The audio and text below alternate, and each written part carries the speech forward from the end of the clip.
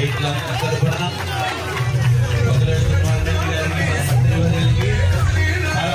జరుగుతుంది.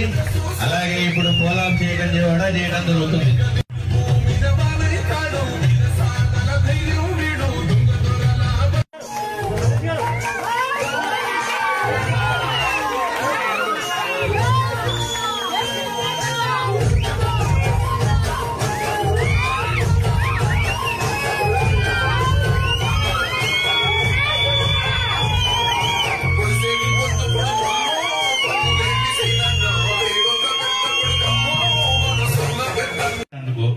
మంత్రివర్గ తరఫున మీ అందరినీ నేనే మిమ్మల్ని మనస్ఫూర్తిగా క్షమించమని అడుగుతూ మా ఊరికి కావాల్సిన ఐటమ్స్ మట్టికి కంపల్సరిగా అన్న కొంచెం పెద్దగా అడుగుతున్నాను, ఏమనుకోవద్దు.